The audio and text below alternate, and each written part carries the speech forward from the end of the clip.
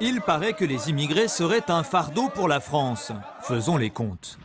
En 2009, les immigrés en situation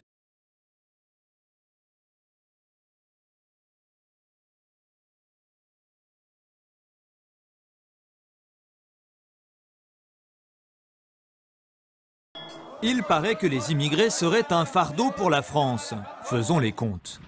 En 2009, les immigrés en situation régulière ont reçu 2 milliards d'euros de RMI, 2,5 d'aide au logement, 4 de prestations éducation, 5 d'allocations chômage, 7 d'allocations familiales, 11,5 de prestations santé et 16 de retraite.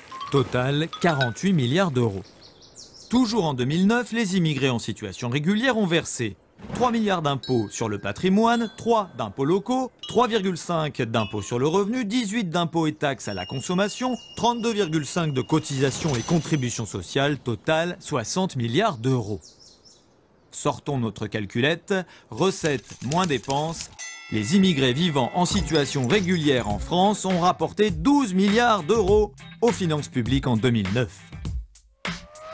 Quant aux immigrés sans papier qui pourtant travaillent avec un contrat en bonne et due forme, ils sont des dizaines de milliers en France, eux aussi rapportent aux finances publiques puisqu'ils payent cotisations sociales, impôts et TVA. Mais ils rapporteraient plus encore s'ils disposaient de titres de séjour. Parce que libérés de la peur de l'expulsion, ils pourraient faire valoir leurs qualifications et former des projets, construire et investir.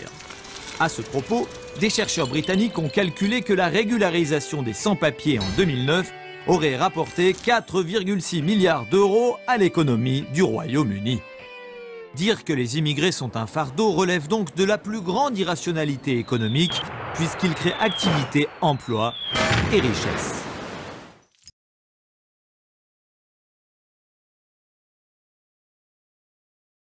Il paraît que les immigrés seraient un fardeau pour la France. Faisons les comptes. En 2009, les immigrés en situation régulière ont reçu 2 milliards d'euros de RMI, 2,5 d'aide au logement, 4 de prestations éducation, 5 d'allocations chômage, 7 d'allocations familiales, 11,5 de prestations santé et 16 de retraite. Total 48 milliards d'euros.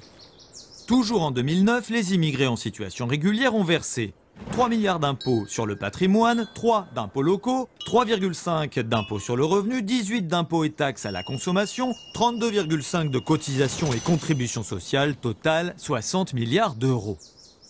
Sortons notre calculette, recettes moins dépenses. Les immigrés vivant en situation régulière en France ont rapporté 12 milliards d'euros aux finances publiques en 2009.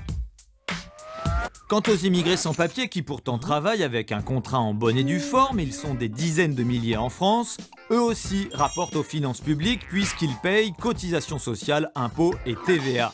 Mais ils rapporteraient plus encore s'ils disposaient de titres de séjour. Parce que libérés de la peur de l'expulsion, ils pourraient faire valoir leurs qualifications et former des projets, construire et investir. À ce propos, des chercheurs britanniques ont calculé que la régularisation des sans-papiers en 2009 aurait rapporté 4,6 milliards d'euros à l'économie du Royaume-Uni. Dire que les immigrés sont un fardeau relève donc de la plus grande irrationalité économique, puisqu'ils créent activité, emploi et richesse.